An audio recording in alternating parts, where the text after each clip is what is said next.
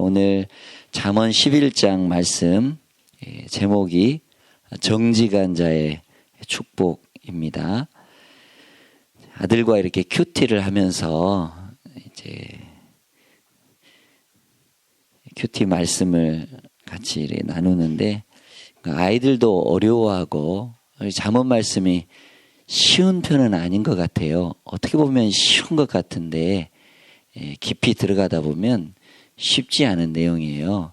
아이들은 더더군다나 이거를 이해할 수 있는 그런 이 부모들이 잘 지도해 주지 않으면 어렵겠다라는 생각을 해보면서 어제는 이제 아들과 큐티를 하면서 좋은 사람은 색깔을 이렇게 한번 칠해봐라. 나쁜 사람은 색깔을 또 이렇게 칠해봐라. 이렇게 하면서 말씀을 나누니까 조금은 쉽더라고요. 그래서 그걸 한번 나누면서 보겠습니다. 내일도 마찬가지로 의인과 악인인데 오늘은 30절 31절 보면 의인의 열매는 생명나무, 에덴 동산에서 선악을 알게 하는 나무와 생명나무 이렇게 되어 있는데 지혜로운 자는 사람을 얻는다. 그리고 의인은 이 땅에서 하나님께서 분명하게 이렇게 축복 주시고 은혜를 주신다. 그리고 악인과 죄인도 마찬가지로 이 땅에서 그런 상당의 보응을 받는다. 이렇게 결론을 이렇게 맺고 있는데 의로운 사람은 어떤 사람이고 악하고 죄인은 어떤 사람인가라는 이 말씀을 기본으로 보면서 한번 말씀을 보겠습니다. 자, 1절에 보니까 속이는 저울은 여호와께서 미워하시고 공평한 추는 그가 기뻐하신다. 장사를 하다 보면 어떻습니까? 예전에는 물건을 장사를 할 때 이 저울을 가지고 많이 이렇게 하지 않습니까? 그런데 의로운 사람은 공평한 추, 이 용량과 도량이 정확한 것으로 이렇게 주지 않습니까? 예전에는 쌀을 팔아먹었죠. 그래서 대박을 이렇게 가져가면 저는 그런 시절이 아닙니다만 어르신들 이야기를 들어보면 대박을 가지고 가서 그걸 팔아먹었잖아요. 그러니까 사 먹었다라는 거죠. 쌀을 그만큼. 그러면 주인이 이렇게 쌀을 이렇게 딱 퍼가지고 자로 이렇게 탁 걷지 않습니까? 세대가 잘, 그러면, 주인 같으면 많이 채워서 주려고 하겠습니까? 아니면 덜 채워서 주려고 하겠습니까? 파는 입장에서는. 덜 채워서. 어떤 기술을 아마 쌀을 세워가지고 이렇게 탁 쳐가지고 이렇게 주면. 근데 이제 조금 선량하고 좋은 주인 같으면 쌀을 부어가지고 탁탁 쳐가지고 들어가게 한 다음에 거기다 고봉으로 이렇게 주지 않습니까? 그러면 쌀을 팔아가지고 가는 사람은 기분이 어느 쪽이 더 좋을까요? 그냥 칼같이 세워가지고 탁 잘라가지고 이렇게 줘버리면, 그렇잖아요. 속이는 저울은 그렇게 장사하는 데 있어서 그렇다라는 겁니다. 다윗도요, 이렇게 고백을 했죠. 나의 하나님이여 주께서 마음을 감찰하시고 정직을 기뻐하시는 줄을 내가 아나이다. 내가 정직한 마음으로 이 모든 것을 드렸습니다. 하나님은 정직한 이 사람을 되게 좋아하시겠죠. 거짓과 또 속이는 것, 이거 하나님께서 좋아하지 않습니다. 그러죠. 자, 3절에도 마찬가지로 의인은 정직하고 성실하지만 악한 사람은 악하고 또 자기 꾀에 망한다라고 이야기를 하고 있습니다.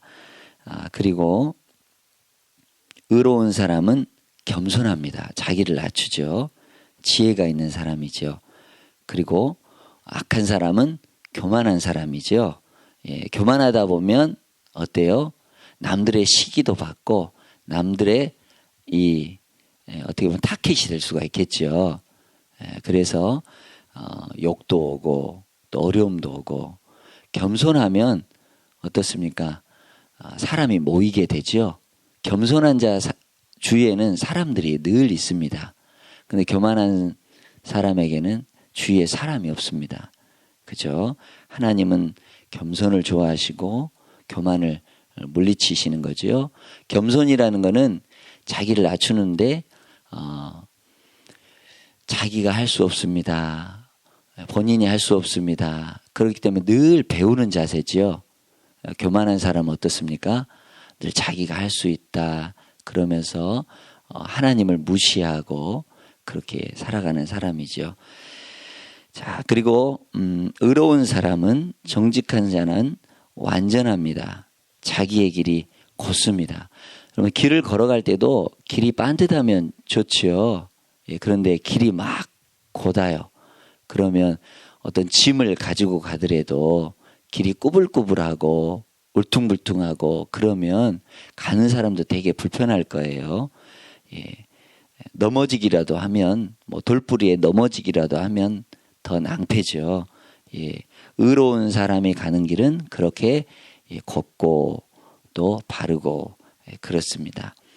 그리고 악한 죄인은 소망이 끊어지고 소망이 없다라고 이렇게 7절에 이야기를 하고 있습니다. 그러면서 의로운 사람은 환난에서 구원을 얻는다.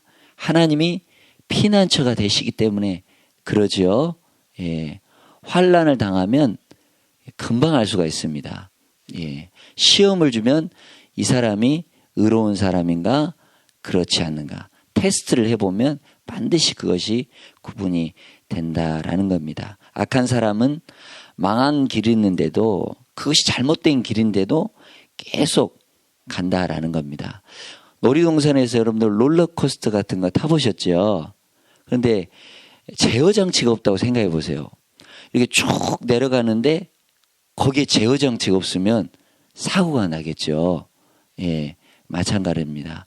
악인의 길은 이렇게 내려가는데 거기에 제어 장치가 없다라는 거예요. 우리의 삶도 그러지 않겠어요? 하나님께서 야, 이거는 안 돼.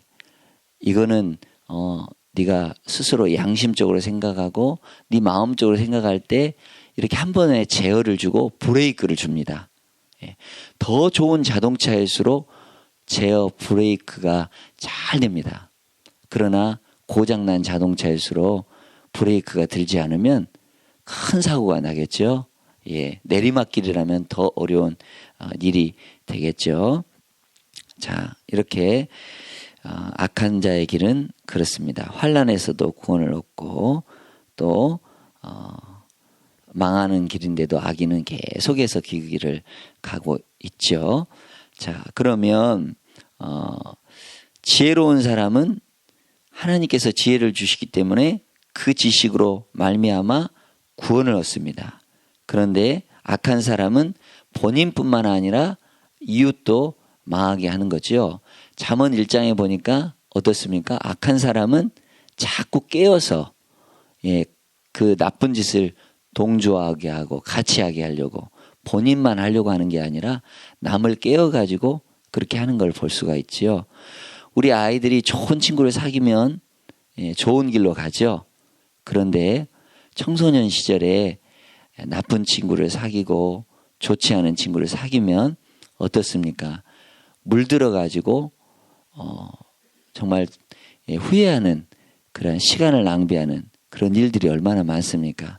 우리 자녀들이 청소년 시기 또 젊음의 시기 때 주변에 좋은 친구들이 있도록, 좋은 사람을 만날 수 있도록 여러분들 기도를 더 많이 해주시고, 그렇게 아이들에게 늘 어떤 친구를 사귀느냐, 어떤 사람을 만나느냐 늘 이렇게 관심도 가져주시고 물어주시고, 그리고 좋은 친구는 어떤 사람이다, 그렇지 않은 사람은 어떤 사람이다, 그렇게 한마디씩이라도 이렇게 해주면 우리 아이들이 결코 잘못된 길 가지 않으리라고 저는 생각합니다.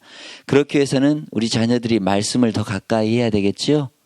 생명을 주는, 영생을 주는 말씀을 더 가까이 하고, 학가다를 가까이 하고, 이 잠언의 말씀을 좀 통찰력 있게 배워야 하겠죠.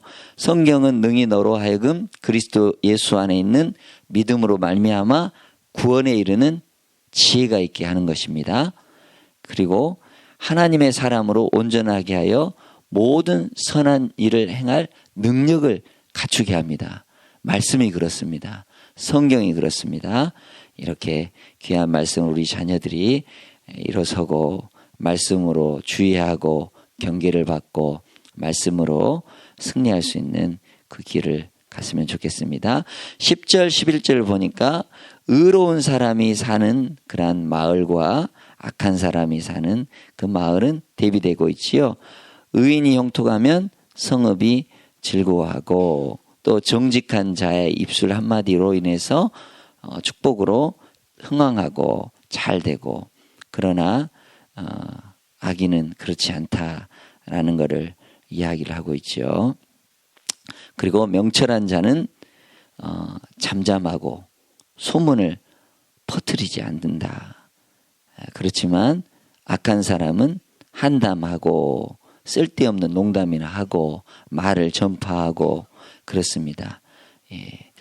이웃과의 관계에 있어서도 의로운 사람과 악인은 분명히 구분되는 것 같습니다. 자, 한담하고 비밀 누설하는 그 부분에 있어서 이렇게도 생각해 봤습니다. 어떤 사람이 이렇게 알지도 못하고 다른 사람을 잘못 이야기를 한 거예요. 그래가지고 그 사람이 되게 피해를 보았습니다. 저 사람이 그래? 몹쓸 사람이구나. 그러면서 동네에 소문이 쫙 났습니다. 그런데 알고 보니까 전혀 그렇지가 않은 거예요.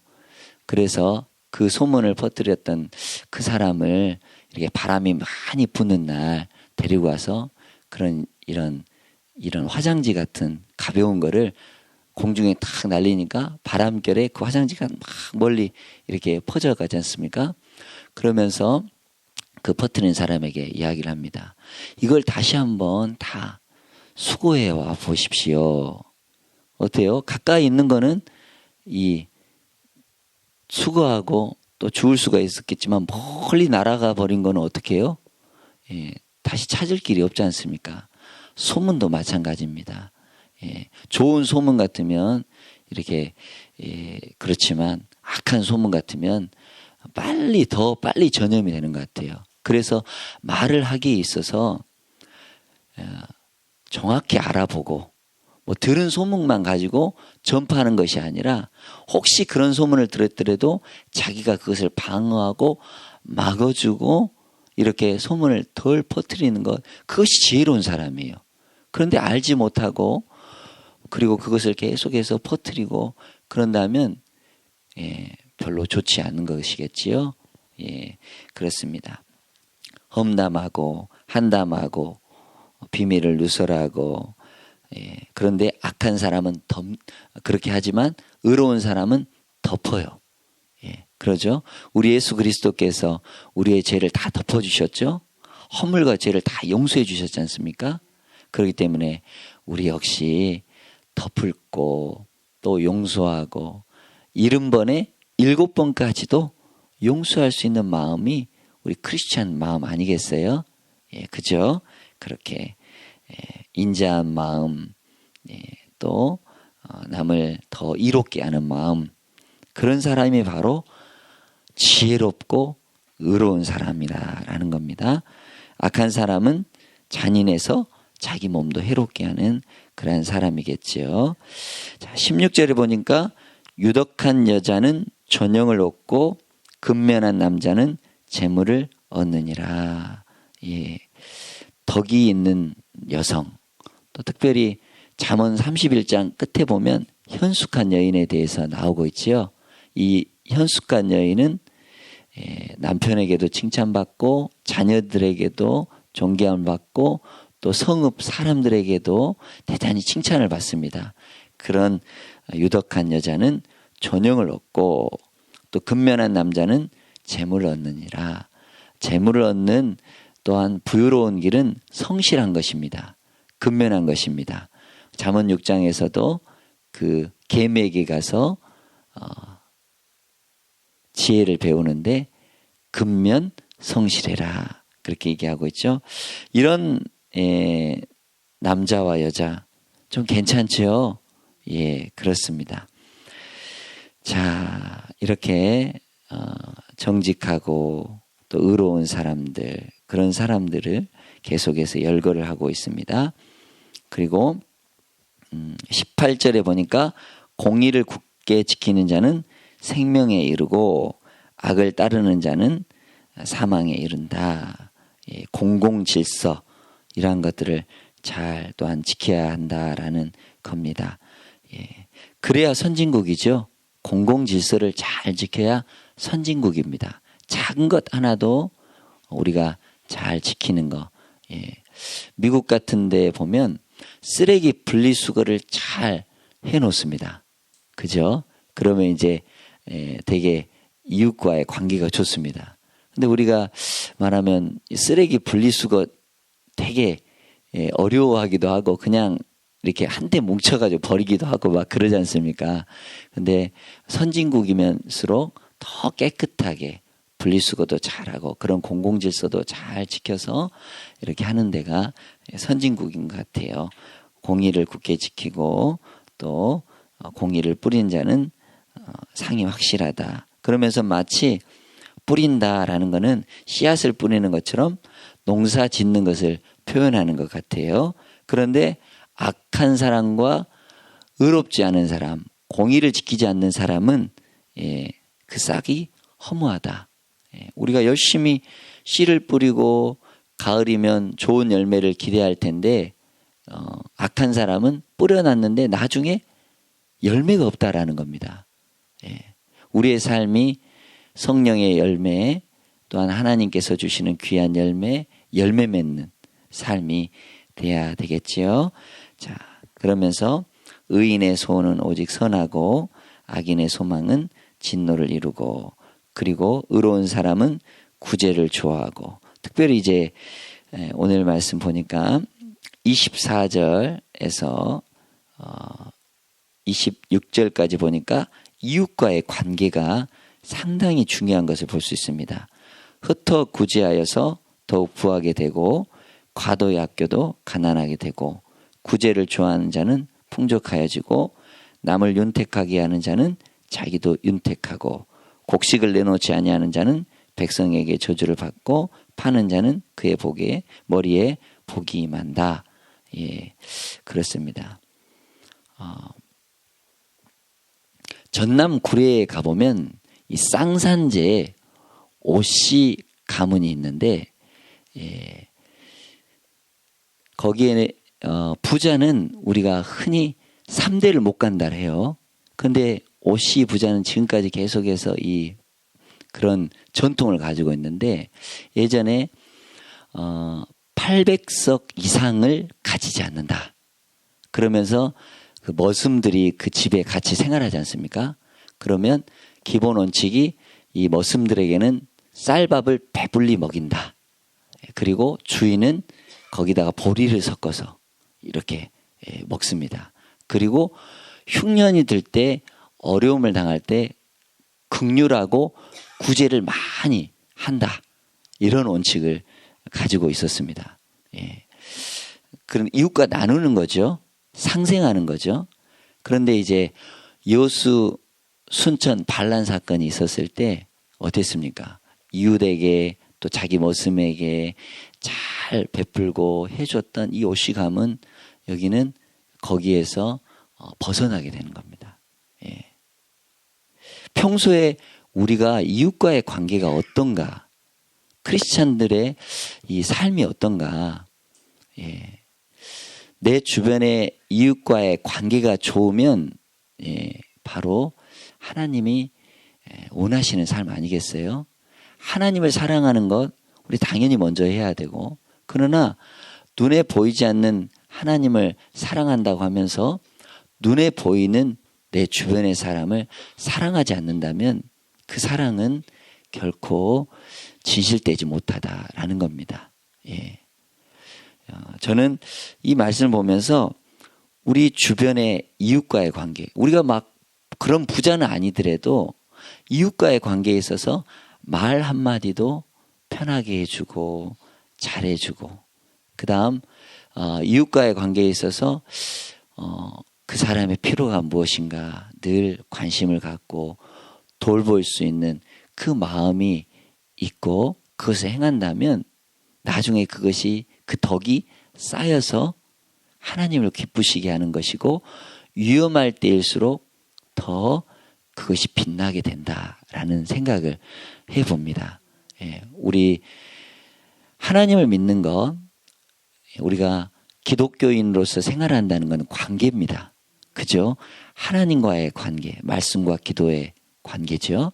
그리고 어떻게 보면 남편과 아내, 또 부모와 자녀, 또 나와 이웃, 이런 수평적인 이 관계에서의 그런 삶이거든요. 그러면 그 관계를 잘하는 것, 예, 그게 하나님으로부터 하나님께 칭찬받을 일입니다. 하나님을 기쁘시게 할 일입니다. 예, 우리가 욕 들어먹는다고 생각해 보십시오. 그러면 누구를 욕하는 것입니까? 그렇죠. 우리 역시 이웃과의 관계에 있어서 정말 바른 관계, 좋은 관계, 그걸 유지할 수 있도록 우리가 믿음의 사람들끼리도 더 잘 관계를 해야 되겠죠.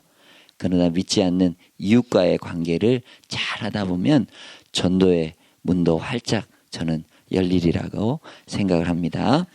구제를 좋아하는 자는 본인뿐만 아니라 남도 윤택하게 한다라고 이야기하겠습니다. 그리고 선을 찾되 간절히 구하는 거, 은총을 받는다는 거예요. 그런데 27절 보니까 악을 찾는데 더듬어 찾는다는 거예요. 악은 어둠이고 또한 보이지 않는데 자꾸 이렇게 더듬어서 찾아서 이렇게 한다는 거예요. 그렇게 하면 좋아질 리가 없겠지요. 예, 그렇습니다. 의로운 사람은 푸른 잎사귀 같아서 번성하고 악한 사람은 자기가 의지하는 것, 그 악으로 말미암아 무너지게 된다라는 겁니다. 의인은 푸른 잎사귀 같아서라는 이야기는 생명나무, 예, 천국에 가면 요단 생명의 강이 흐르고 좌우에 양편에 그 생명을 주는 나무와 잎사귀들이, 그죠? 우리는 항상 이렇게 푸르청청하고 열매가 있는 그런 삶을, 에레미야 17장 7절 8절 보니까 무릇 여호와를 의지하며 여호와를 의지하는 그 사람은 복을 받을 것이라. 그는 물가에 심어진 나무가 그 뿌리가 강변에 뻗치고 더위가 올지라도 두려워하지 아니하며 그 입이 청청하며 가뭄은 해도 걱정이 없고 결실이 그치지 아니한다. 이렇게 하나님의 말씀을 쫓고 하나님의 뜻을 행하는 사람은 의로운 사람, 의인. 그래서 입이 청청하고 열매가 분명히 있다라는 사실을 오늘 기억하면서 하나님의 말씀을 더 가까이 하고 여러분들의 삶이 환하게 빛나고 그리고 열매를 더 풍성히 맺어가서 여러분들의 삶이 윤택해지고 하나님께 더욱더 영광이 되는 삶을 살아가시기를 축원합니다. 기도하겠습니다.